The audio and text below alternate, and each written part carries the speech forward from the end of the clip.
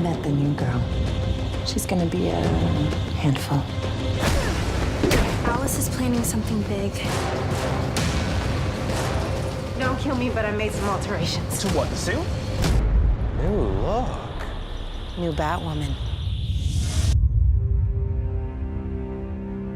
Hi, my name is Gil Robertson, president of the African American Film Critics Association.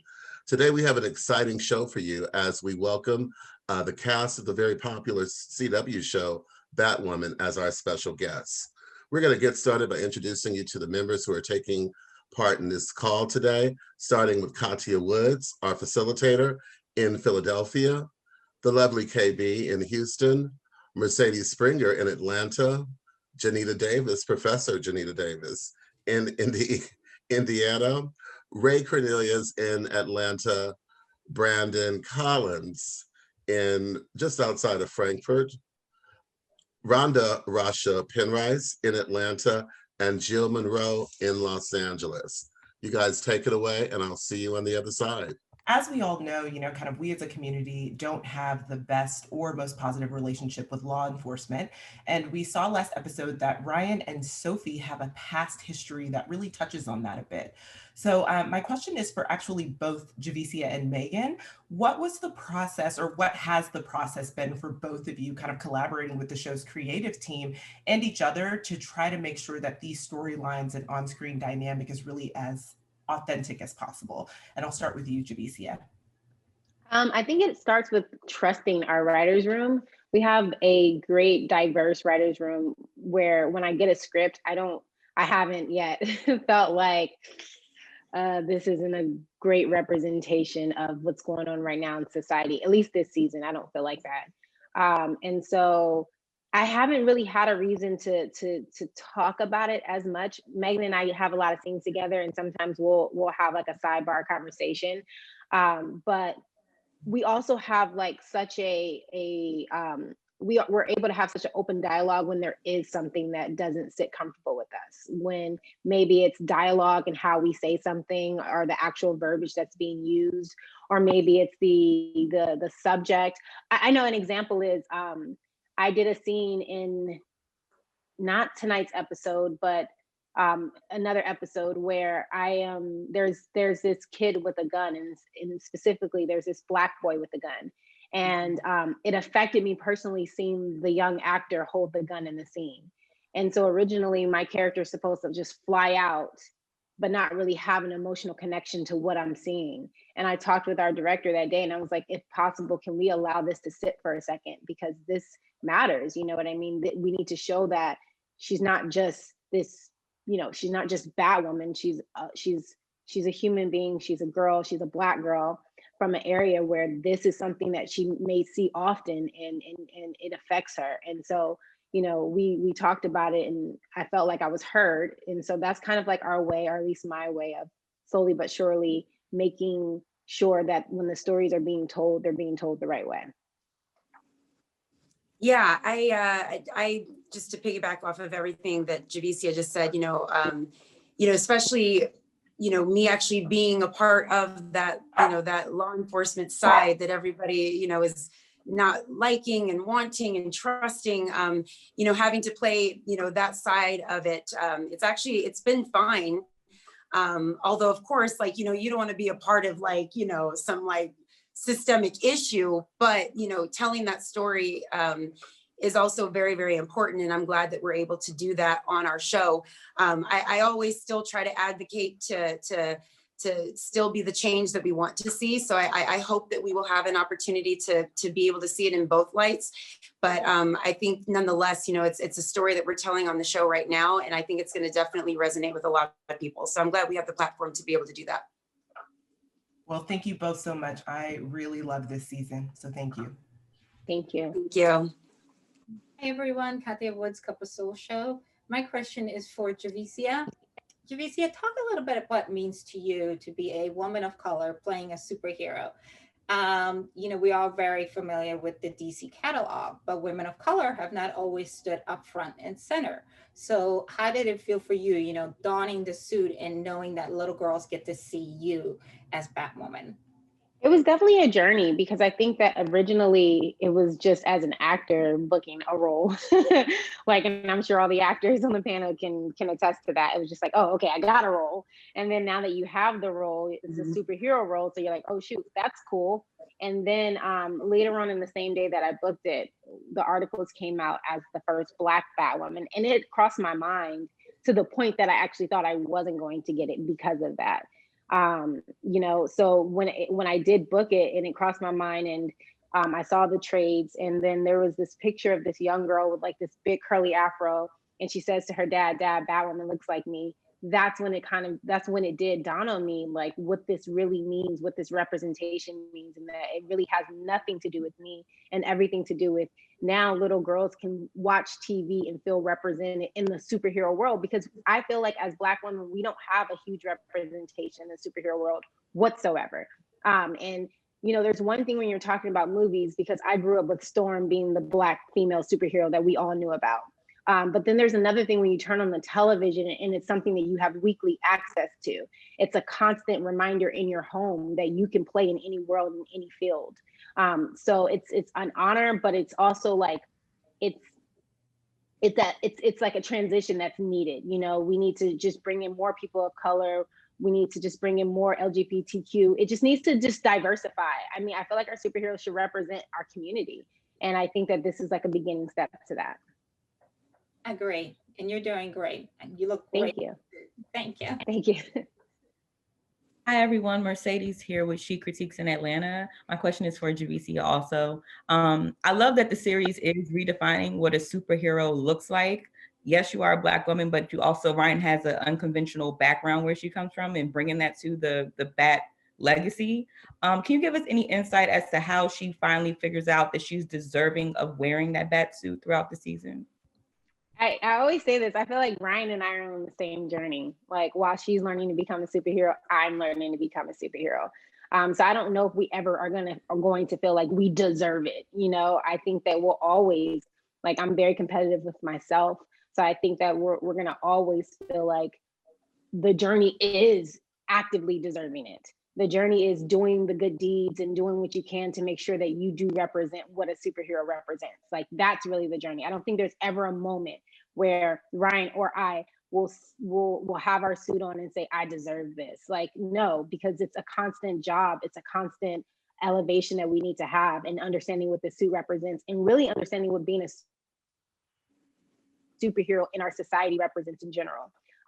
So yeah, I don't know if that ever actually happens. And I think that really the battle is just being present in the moment, and allowing whatever story is being told at that moment to be like, to feel justified in my actions and in my performance and with my team. You know, like that's really the most important part.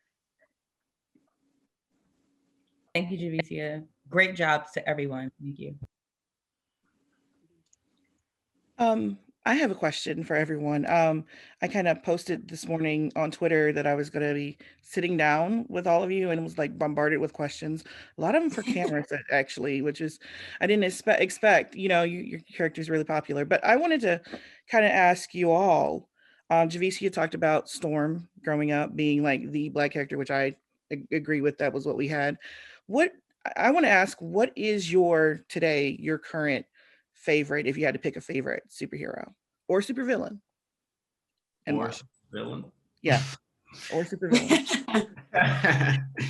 Favorite superhero would be Static Shock, forever and always, probably. Yes. Static Shock. I mean, look how the Black people in the room are like, yeah, we all watch Static Shock. Static Shock was my favorite show growing up, my favorite hero growing up, because he reminded me and looked like me. He was a young, corny, kind of swaggy, but not really Black kid that made being a nerd look cool. And he was also a superhero, but like also cleaning the streets. And he was also so Black, but also like he had every piece of the culture, but he also showed me that, oh, I can be a superhero too. Okay, cool. I didn't know that I had to be anything special, like anything different to be a superhero. I can just be me in my Blackness, in my nerdiness, and save the world. And that's one reason I love playing Luke Fox so much, is because he reminds me of Static in that way, where I can help little Black boys around the world say, hey, just a nerd, just a nerd that comes from his own family with his own issues and his own problems. And I'm saving the world, so you can too. So yeah, Static Shock forever and always. Yeah, for me, you know, growing up, it was always, you know, I very much was always knowing about the very mainstream superheroes. So for me, it was always Batman.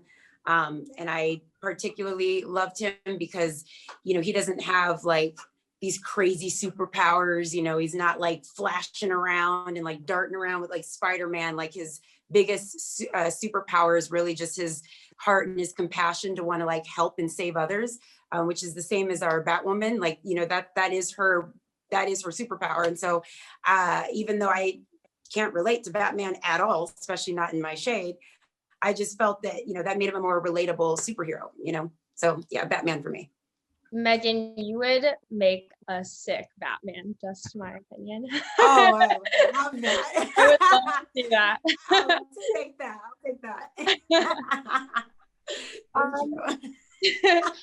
I think my relationship to superheroes actually has to do with my dad, because he learned English from reading comic books, because they had pictures and it was like a little bit simpler and also engaging, I think, for him as an 8-year-old, you know, just trying to figure it all out. But I think like my memories of like the most, I guess, daring and affecting performance for my sort of formative years is Heath Ledger as the Joker. I just thought he had brought mental health struggle into a very epic conversation. And I don't know, I was very moved by that performance. To be honest, I haven't really had any images of like DC, traditionally DC superheroes that I've seen that I can really remember.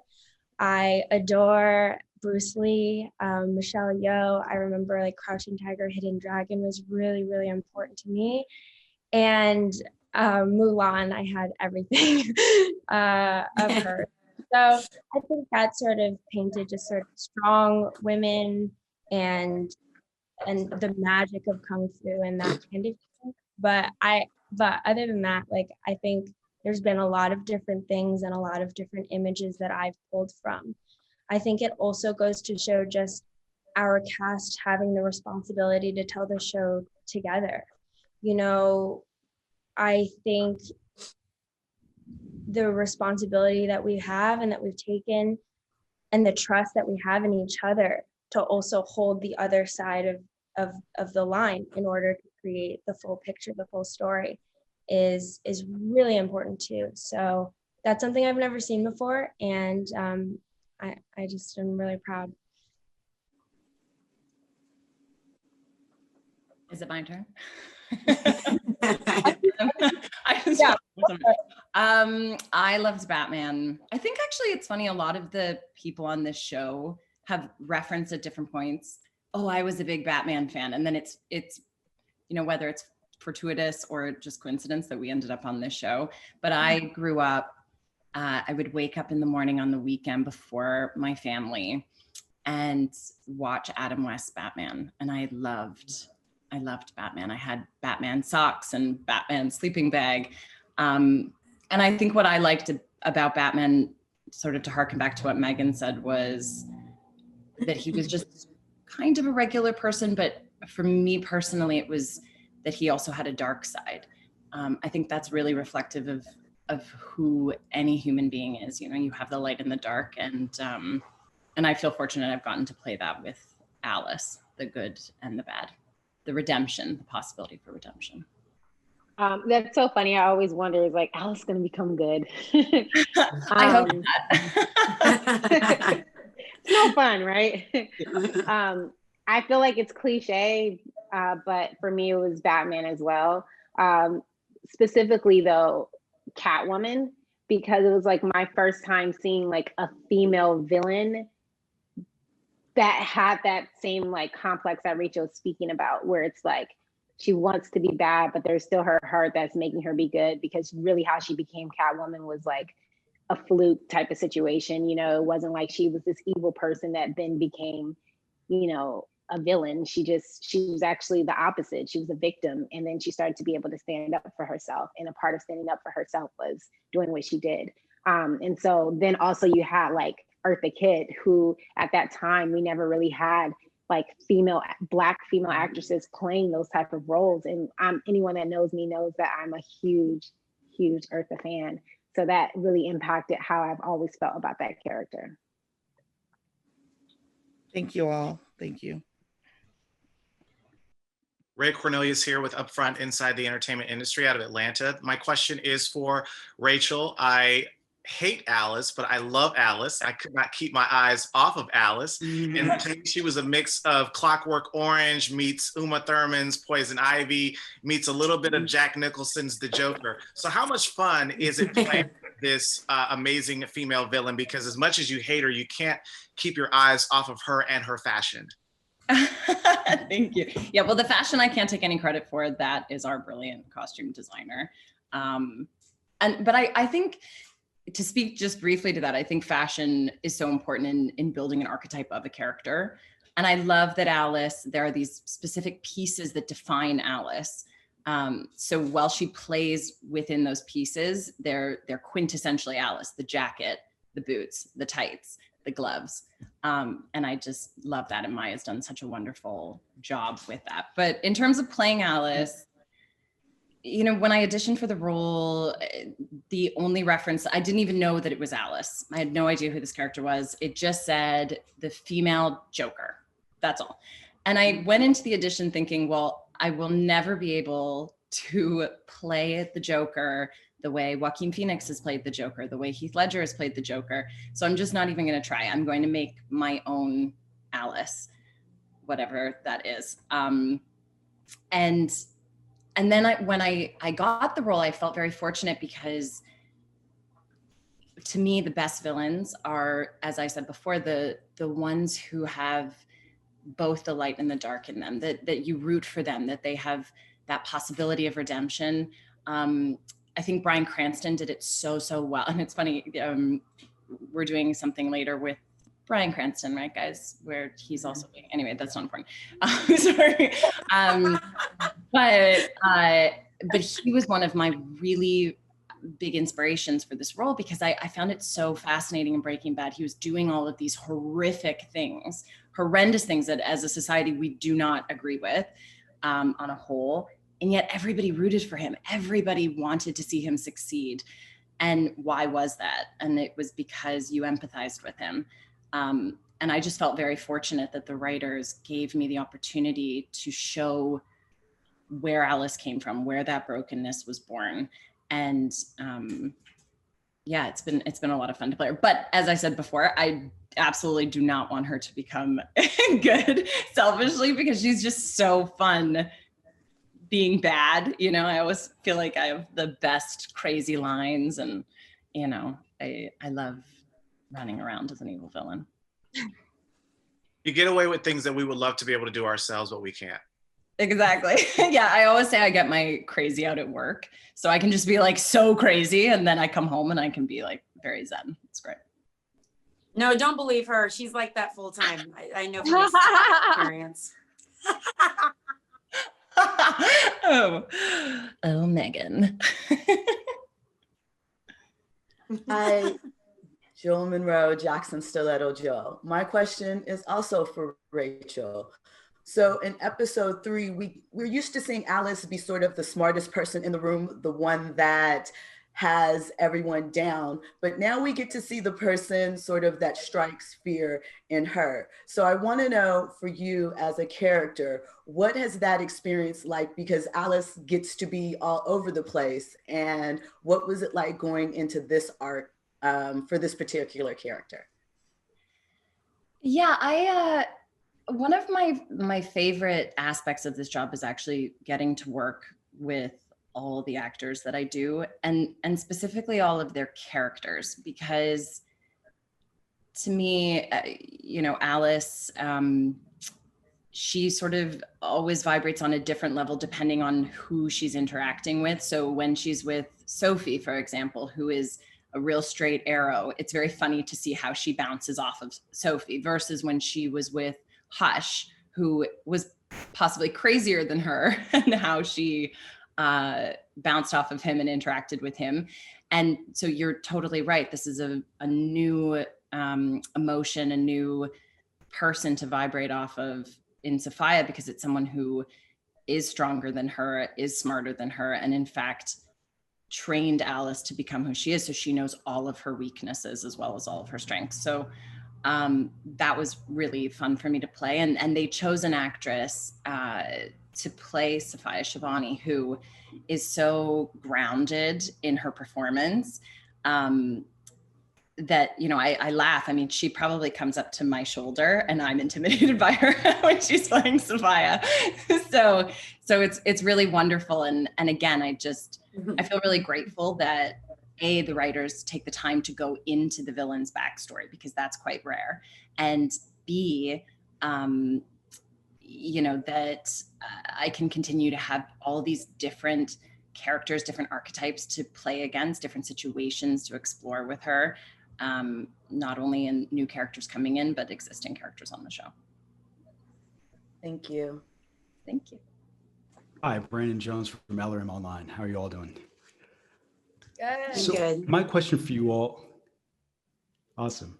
My question for you all is, so one of the cool things about Batman, Batwoman, and this universe are rogues galleries, right? And so for the heroes on screen, the question I have for you all is, what villain would you like to see your character have a scene with? And for Rachel, who would you want to team up with? Wow. I mean, my answer is easy. I want to see the Joker. I mean, when I know it's like the hardest villain to get, but it's just the easy answer. The Joker is my favorite villain of all time. When you did this question before, I was actually going to say that. There's something about the Joker that I really enjoy, because there is no redemption quality that Rachel was speaking about with the Joker, because he doesn't care.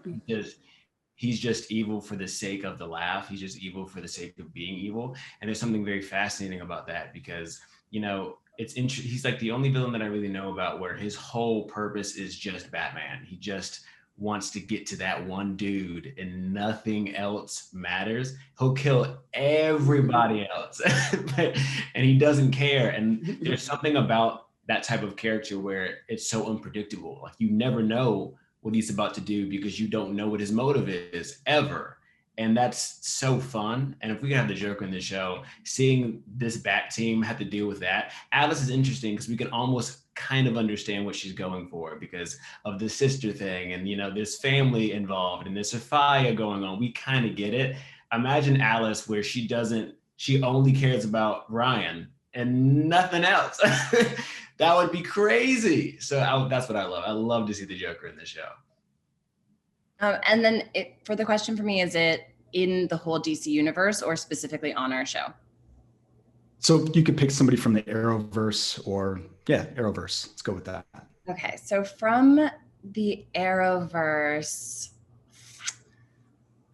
I mean, honestly, I'd have to say I would pick it from our show because I had a secret fantasy that Sophie would become bad and I would somehow turn her to my side.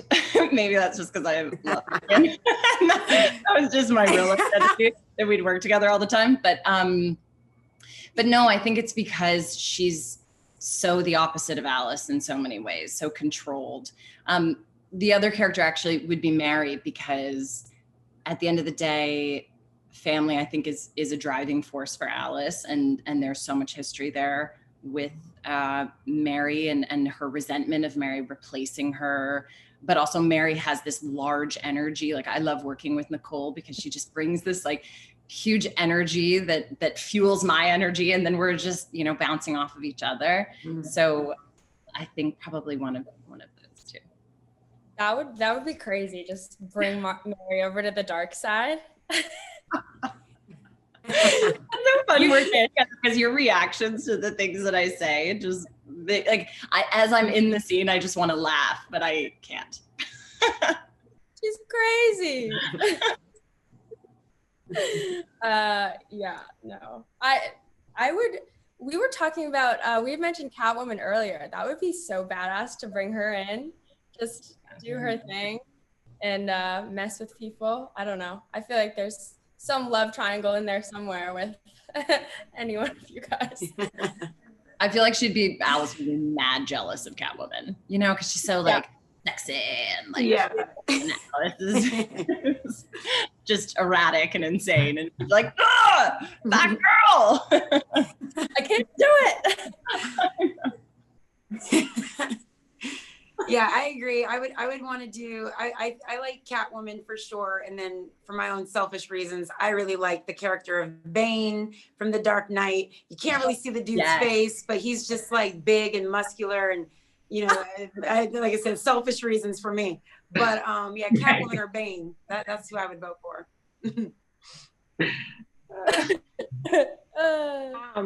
That's funny. Yeah, let's please have Tom Hardy on our show, please. I was gonna pick Catwoman, and now I feel like redundant saying that. But specifically, I would want Catwoman.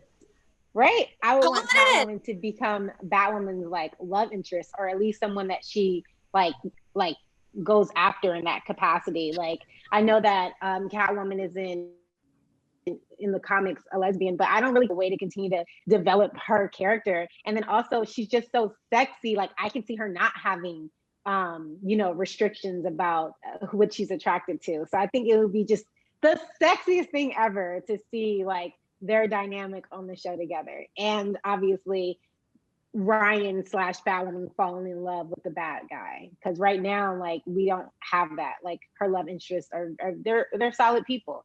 So it would be cool to see her fall in love with someone that's like the bad guy. That'd be dope. Yeah. Well, my question is for everyone but Javicia. Because you guys had been doing this before, how did you adjust to Javicia coming into the fold? How did your, characters, how did you as actors adjust to the new dynamic of the show? I personally had so much fun. I don't think it's very often, in a season 2 where it feels almost like a limited series where it's a new thing. But we're really lucky because our audience has the history of all of the ancillary characters. So as the audience learns who Javicia and is and what Ryan Wilder, who she is, we get to take the time and get to know her and see her in the room with all of the people who where they're coming from, what happened to them. And for example, I would say Mary's history, our audience knows that Alice killed her mother, but Ryan doesn't know that. So it's almost, I imagine it's really enjoyable and delicious for an audience to really watch Ryan begin at the beginning and have all of these great sort of collisions with all of these characters that we've gotten to develop, and then have something brand new and have a person we've never met before, have a side of Gotham that we've never seen before, have all of these things come about because Javicia just came in with such a force and such an idea and of who Ryan was. That was, now we know pretty close to who she is, which is awesome. But I just think all of the relationships that you see develop are really organic over the season because that's what we were going through. And that's really special. So I at least was really proud of that aspect. No, Cammy, do you want to go? Okay.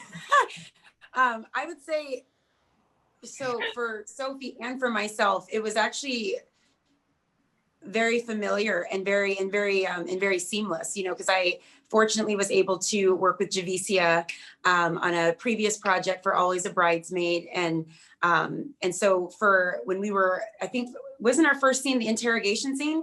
I think that was our first Batwoman scene, right? Yeah. So it honestly, it felt very, very familiar. It felt very seamless. It felt very easy. Which was really, really nice. And obviously so the reason why I'm saying for Sophie, it was also familiar. It was familiar in a sense that she and Ryan, they've done this before. I tried to very I tried to play that scene where it didn't seem like, okay, Sophie's just getting to meet Ryan for the first time. It's like, no, they have a history. This woman's always up in here getting interrogated, getting in trouble for someone else's stuff. You know, that's coming up soon. But I tried to make sure that it had that familiarity to it. And so I feel like for myself and for Sophie, that was, it's very easy. Yeah, I mean, you know, as Camrus, we had a very easy transition with Jay because that's like my sis, you know, like it's funny because, you know, with the new Batwoman, it's like we had this puzzle that we took a year to map out and put together, and there was one missing piece. And I think a lot of people were worried that whoever this new Batwoman was, we'd have to jam her in to that missing piece to make it all fit. But instead, Javicia came with this queen energy where she was like, nah, I know how to fit into this puzzle. Y'all just tell me exactly how this works and I'll figure out the rest. And we're like, oh, okay. Well, there's the missing piece. And she was like, bet. And then she hopped in, she'd gotten that piece and the puzzle was full. And it was like, okay. And ever since then, it's just become family because it didn't take like a lot of us teaching her how to do it or showing her the way, or, you know, she came in and said, okay, I'm gonna come in softly so I don't step on anybody's toes. And once I'm in the fam, we're in. And so it was very seamless in that way. As Luke, it was the opposite. Luke did not like her, did not want her around. And it takes quite a bit of time for Luke to get used to it because he doesn't like new people. He doesn't have a lot of friends. I mean, it was only a season ago where he had a new person put on the suit, which he didn't want in the first place. So to have a whole nother person that he does not know and has no connection to, put on the suit again, like Mary's already in the back, like Bruce Wayne, like there's too much going on, you know. So it takes a lot for him to get used to her and accept her. But at the end of the day, all Luke cares about is protecting the city and saving Gotham and making his dad in the heavens and Bruce Wayne wherever he is proud. And if the way to do that is Ryan Wilder being the new hero that Gotham needs, then so be it.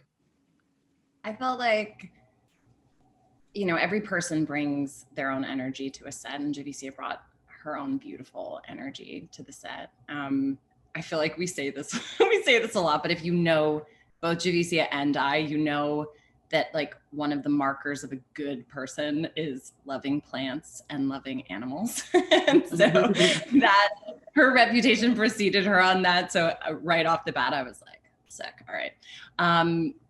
But as characters, we really, I mean, you can sort of see it in the show for the episodes that you've seen, but we don't really have a lot of interaction in the beginning. And Ryan has a very specific vendetta against Alice, but Alice, I don't think, has any real memory or recollection of that event, at least when you meet them in the show at that specific time. However, as we go on in the show, I was actually very impressed by how the writers intertwined our stories, which I think presented them with a particular challenge with Alice, because up until now, the only thing that she has cared about is Kate Kane. So how do you kind of change that trajectory? But they've done it quite nicely, and we've had the opportunity to start to work together, and that's been really fun. Well, I like the dynamic. Thank you, guys. Yeah. Thank you. KB with the beat. My question is for Nicole. So I love Mary's heart and her brilliance and her journey really over the past couple of seasons. But, you know, this season has been really hard for her just after mourning the death of her mom and then Kate's absence, really when they were just starting to get closer and really become kind of the sisters that they were always meant to be. So what can you tease about kind of Mary's journey as this season progresses, and kind of how her relationship with Alice and Jacob even kind of expands as they all deal with Kate's absence? Yeah, it's a lot on Mary's plate. I think at the beginning of the season, I was definitely busy being the only one that advocated for this new character and being stuck in the middle of her and Luke Fox a lot of the time. But then you start to see a real sort of team build, because I think, you know, people were having their own ideas and such.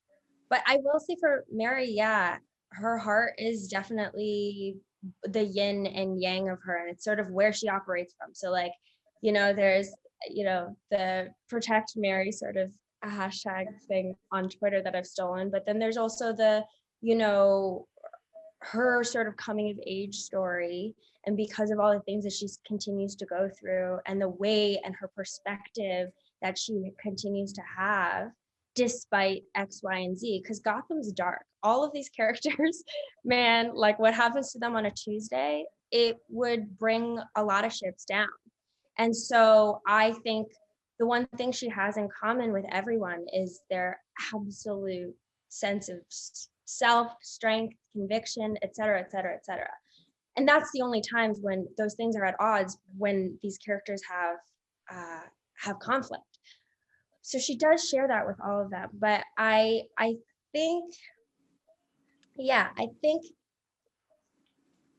last year she was looking for approval, looking for family, desperate for attention, has never felt like she has been seen by her own family, has always felt like she's come in last. And that's what showed, you know, at every moment that she could crack a joke, you know, get attention,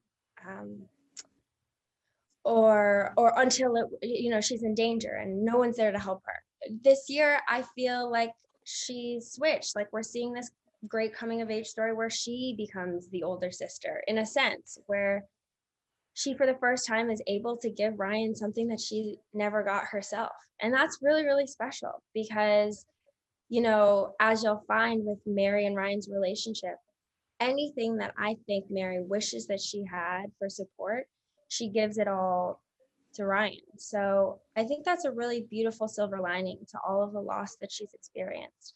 And that's really like special now, because I think that's similar to how we hope is at the other side of tragedy, which is sort of just this like, you know, leaning on each other. And so Mary, since she has no power and she is very weak, I think she really relies on that and her heart. Yeah. Well, thank you so much. Ray Cornelius here again. This question is for Javicia. You're playing this iconic superhero, but who was the superhero in your personal life and who really fuels Batwoman behind the scenes? My mom. Everybody knows that about me. My mom was definitely my superhero. My mom was in the Army. And so just to watch her be such a badass in my life, and like my mom raised my brother and I by herself. She did 2 tours in Iraq for me, for my brother, so that she could take care of us.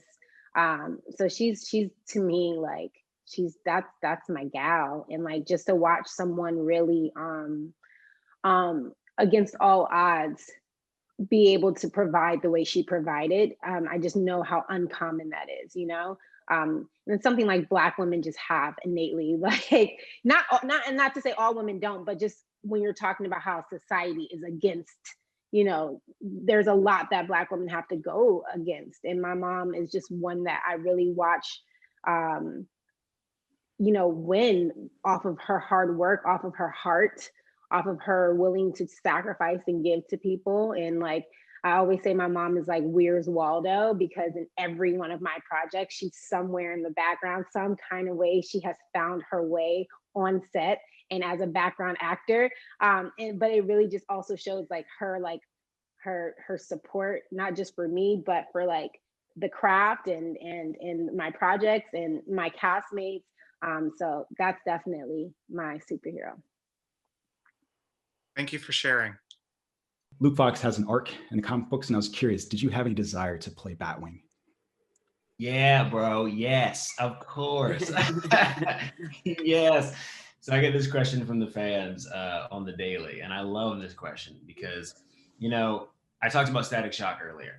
So if you watch, half the room knows Static Shock. So we all know his best friend turns into Gear, his sidekick, who is in a metal suit that flies. And Batwing is basically Static Shock and Gear mixed together. So becoming Batwing is literally a dream come true plus some. It is becoming Static Shock and his best friend at the same time. So there's nothing I want more than to play a superhero, both as a little Black nerd and also as an actor. And Batwing is the perfect superhero for me. Will it happen in the show? I'm not sure. If it does, I don't know how soon, but if it happens, I'm gonna give it my all, and I'm gonna make sure that I have the coolest fight scenes. and, and I want the suit to just look perfect because, man, again, like I said before, I want to play this hero that can make little Black kids see themselves in that suit. So yeah, my answer is yes, yes, yes, 100 times yes. Well, thank you, and I hope it happens. Javicia, Megan, Rachel, Nicole, and Camrus, thank you for your time today. On behalf of the world's largest group of Black film critics, have a great day, and we'll see you next time. Thank you. Thank you.